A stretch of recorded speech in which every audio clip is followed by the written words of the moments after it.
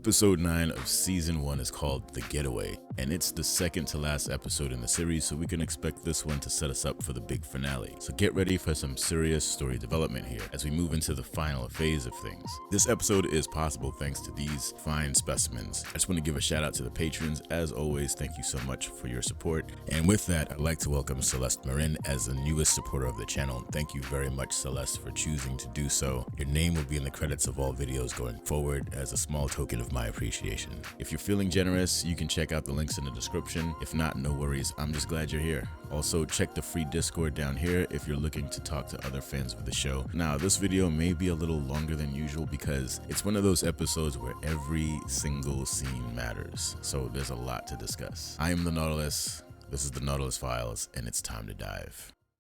So Juliette is out. Capital O-U-T. She managed to escape by taking advantage of Billings' motor function issues on the way up the silo stairs in the last episode. And now Sims is a bit suspicious that this was all intentional on his part. The hand tremor thing never comes up, so it seems Sims has no idea that Billings has the syndrome.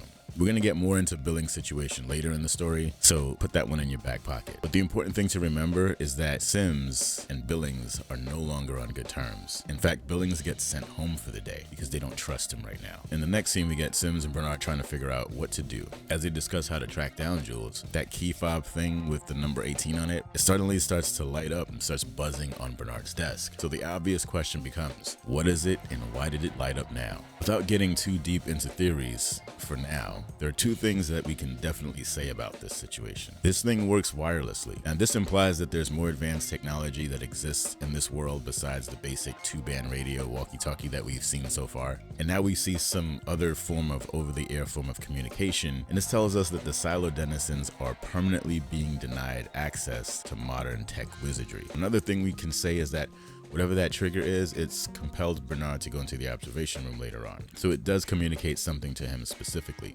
And of course, the most obvious fact, this is hard drive number 18, and this key fob also says number 18, so they're obviously connected. So Sims decides that the best course of action is to cast a wide dragnet over the silo, find every single person who's had contact with Juliette, and grill them for answers. He also kind of whispers under his breath to one of his goons that he's gonna need an escort, but he does it on the low, which implies that he's doing something he knows he's not supposed to do. Billings' situation appears to be getting worse, so it's looking like he won't be able to keep this secret much longer. His wife pleads with him to rethink his career choice, given that getting caught with the syndrome could be a death sentence for him since he's been keeping it secret. The scene does a good job of explaining how having the syndrome means a life of condemnation for most. Billings managed to work his way up the ladder in judicial, despite these hurdles, and he's not so willing to just walk away from things right now. But he also has a family to think about here. Billings is clearly a brilliant mind and a value to any organization he'd be a part of, yet here he is terrified of being cast off because the silo won't tolerate an imperfection. The most ironic part of all of this, in my opinion, is that he's dedicated to the pact, even though it's the very thing that threatens his happiness. The raiders are out in force, hitting every place that Jules has been in the past few days. So we see them pay a visit to Walker. You get the feeling that things might have gotten out of hand if Hank wasn't there. The raiders also pay a visit to Pop Nichols. And once again, violence is averted only because Sims intervenes to try a lighter approach to getting some answers. Say what you will about Sims, one thing's for sure, he has a knack for knowing when to switch from the carrot to the stick and vice versa. So Sims, being the slick one that he is, he goes with the hey, we're both fathers right approach to appeal to his concern for her safety, but he gets nada from Pops. An interesting bit of dialogue occurs when Pops reminds him of what happens when you go against the silo. He's clearly referring to the microscope incident here. It's possible that Sims may have been in judicial when this happened, or maybe he just heard about it. But Dr. Nichols verifies our suspicions when he says that his wife jumped because of what the raiders did to his family. Notice though how Sims seems a tiny bit sympathetic. Am I just imagining things here? Maybe it's just me, but his expression seems to say so. Dr. Nichols asks Sims if he would give up his daughter had the shoe been on the other foot. And Sims says something to the effect of, no one person is worth more than the 10,000 in the silo. The idea that the benefit of the many outweigh those of the few is a noble principle. There's nothing wrong with that, unless you're twisting the meaning of it to imply that the individual has no right to dissent. This Sims guy is a slippery one. So next we finally meet Mrs. Sims and their son Jaden Smith. Recall the scene Recall the scene earlier where Sims says that scene where he said he needed an escort? This is what he's referring to. But the only problem is that the escort showed up too late. Mrs. Sims shoos them away because she doesn't want them anywhere near her kid and definitely not in her house. Now, it turns out she's former judicial, used to be a raider, so she knows how things operate. But it's really interesting that she refuses their assistance here. It turns out that might have been a good idea because she did have an unexpected guest. Even though Mrs. Sims is aware of this, Juliette still gets a drop on her in the kitchen. So why is Jules here? So we know that this hard drive can only be accessed via specified authorized terminals, and Juliette's banking on Sims's home PC as being one of those special terminals. Yahtzee. Once she gets into the files, she finds a video from George addressed to her, but she doesn't get to watch the whole video before she's rudely interrupted. More on that in a minute. Now let's jump over to our scene with Bernard. Now you know things are bad. You know it's serious when Bernard is too shook to toss one back. So Bernard and Sims discuss having Lucas brought into the office for questioning because they found out that he received a note from Jules and that he also visited her home the previous day. This is just further proof that they have eyes all over the place. They see everything.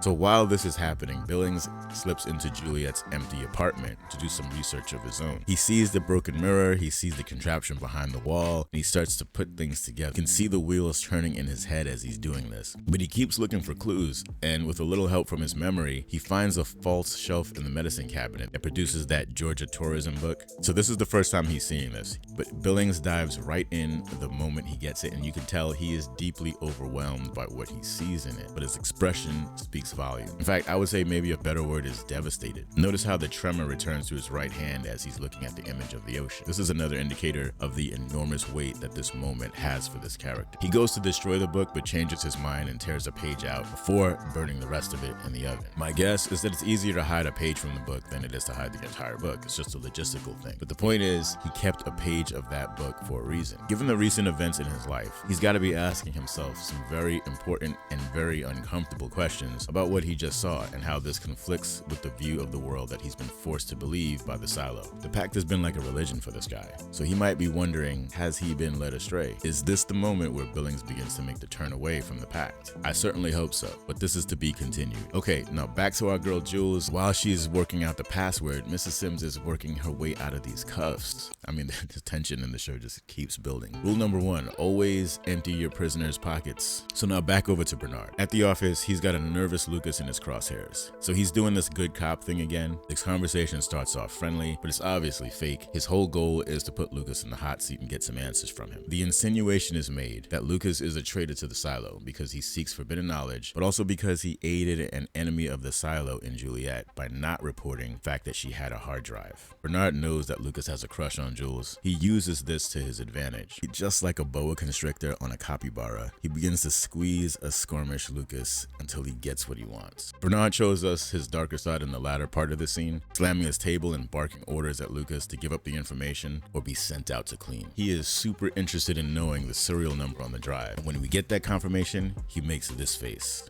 Lucas is hauled off in the end, but we still don't know what his fate will be. I do think, though, this will not be the last time we see him. Now, once Bernard gets this information, he takes it straight to the observation room and he demands a system-wide search for the drive across the network. But that's when this guy's like, serial numbers are supposed to be 6 digits. And Bernard's like, nope, this one's only 18, 1-8. Now, I have my thoughts about this exchange, but for now, I'll tease you with a theory. It could be that this drive is from a unique set of drives, and maybe it's not known to the average IT person for this reason. All I gotta say is Bernard was really on one in this episode. This guy is completely out of control. So in the next scene, we get more Bernard IRL moments when he tells Sims that he knows about the secret assignment of goons that were sent to check on Mrs. Sims and Jaden Smith. This is one of my favorite moments of the episode because you get to see a more human side of Bernard. But I don't mean that in a good way. What I mean is he's not being motivated by his usual rigid cold logic, but instead we see his ego coming through. He's throwing shade at Sims, suggesting that he's disloyal for being too concerned for his family. He's telling him all of his energy should go into fulfilling the will of the silo. I see Bernard manipulating Sims into full obedience with a veiled loyalty check. Do you really want this job someday? Well, you'd better keep your priorities straight. That's how I translate it. The silo comes first, always. Sims might not be too far gone though. It's hard to say. I mean, even snakes love their families, right?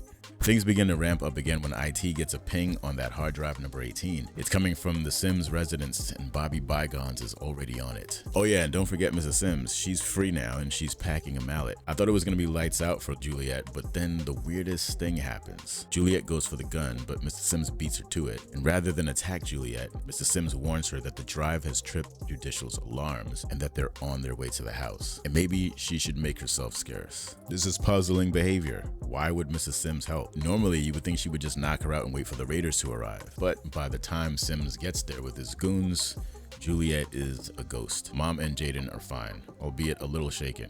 Actually, Jaden had some strong feelings about the whole affair. He told his dad he wants to see that woman take a long walk. You know, like the scenic route. By the way, this kid's name is Anthony. I gotta stop calling him Jaden. So now Jules is still trying to search through the thousands of files on this drive to find something of importance, something that she can use. But she's got to stay mobile while she's doing so. She gets some help from the locals who know their way around the network and aren't afraid of crossing some lines. They're able to make the drive appear to be connected at a completely different terminal from the one they're actually using. This finally gives Juliette a chance to finish that video message from George.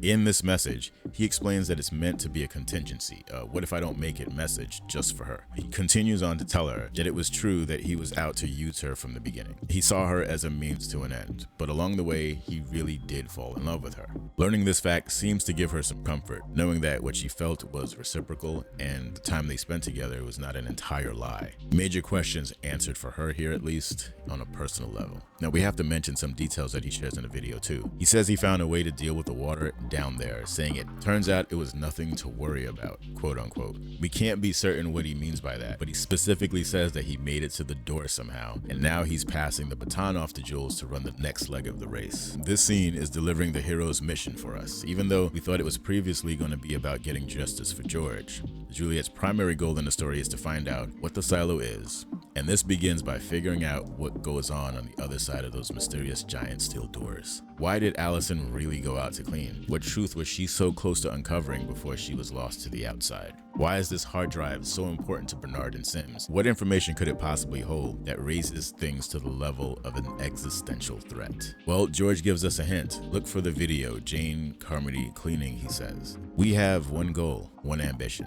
This is the line delivered by Mrs. Sims when they're talking about why she let Juliette escape. Now this one's kind of interesting because you quickly realize that this was all part of a calculation on her part. She didn't want the raiders in her house. She's not taking the risk with her child because she knows how raiders get down. The crazy part is how she reveals that the goal is getting her husband into power. She believes that whatever chaos Juliette brings to this party is going to benefit their plan at moving up this ladder. So these two end up being sort of like a power couple, which makes the whole Jaden Smith thing even more hilarious. Anyway, so in the final scene, Jules watches the Jane Carmody cleaning video, and in it she sees a paradisaic version of the outside world, and we recall Allison and Holston seeing these same images through their visors when they went outside.